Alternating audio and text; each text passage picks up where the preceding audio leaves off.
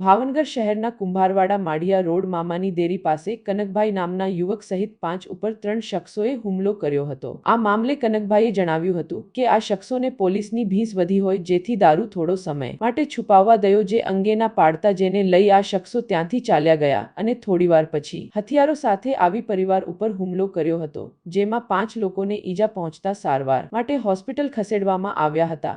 આ બનાવને લઈ પોલીસ દ્વારા કાર્યવાહી હાથ ધરવામાં આવી।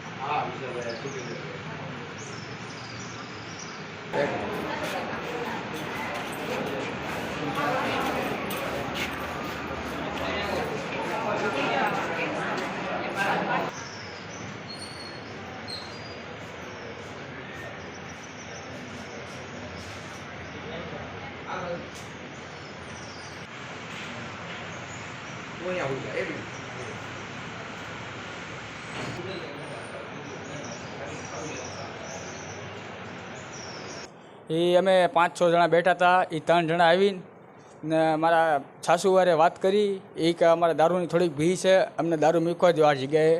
દારૂ ન મૂકવા દીધો તો એ કે ઘડીક તમે ખમો એ કે 5 મિનિટ એ કે અમે આવી છે 5 મિનિટ ટ્રેન। તો એ 3 ધારિયા અને ચાકુ ને તલવાર ને એવું બધું લઈને આવ્યા। તો એ પહેલાં મારા સાસુને ડાયરેક્ટ મારીને ડાયરેક્ટ વાત કર્યો, જેમ આવે એમ બધાને ઘાત કરવા મળ્યા, ગાડી તોડી નાખો, ગાડી તોડફોડ બધું, ઘરની અંદર બધું જે હતું વસ્તુ બધું લઈ ગયા અડધું પોણું।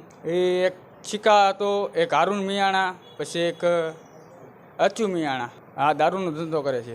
અમારે દારૂનો ધંધો કરતો નથી, અમારે સાવકારી ધંધો છે બકાલા શાકભાજીનો। તો અમે શું કરી સાહેબ, અમે થોડાક અમારા ઘરમાં કાંઈ મૂકવા દઈએ।